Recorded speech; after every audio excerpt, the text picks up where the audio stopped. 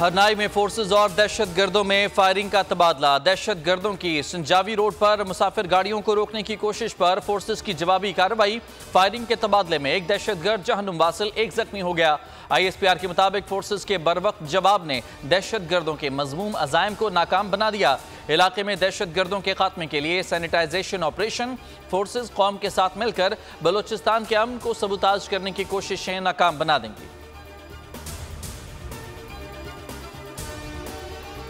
तहरीक इंसाफ का हुक्मरान इत्तेहाद से मुज़ाकरात से इनकार। फौज से बातचीत पर इसरार।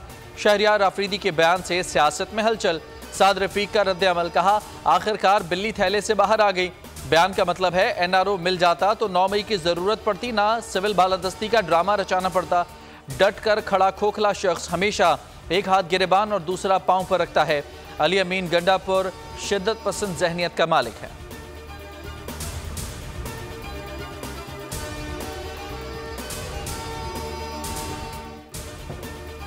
बानी PTI मिस कॉल का इंतजार कर रहे हैं। माजी की तरह कंधे से नहीं मिलेंगे। खुद को सियासी जमात समझते हैं तो सियासी जमातों से बात करना पड़ेगी। फैसल करीम कुंडी की तनकीद, कहा PTI वाले फौज को दोबारा सियासत में धकेल रहे हैं। एक और 9 मई की मनसूबाबंदी हो रही है। इनके लीडर्स के बयानात आपस में नहीं मिलते। वजीर आला ने इस्लामाबाद आने की कोशिश की तो वापस हमारी मर्जी से जाएंगे।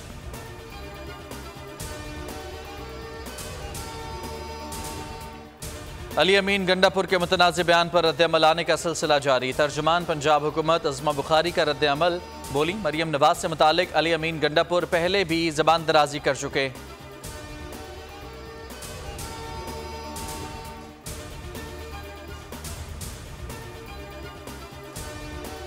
पांचवें और आखिरी T20 मैच में पाकिस्तान ने न्यूजीलैंड को 9 विकेट से शिकस्त दे दी। ग्रीन शर्ट्स ने 5 विकेटों पर 178 रन का टोटल स्कोर बोर्ड पर सजाया। बाबर आजम ने 69 रन स्कोर किए।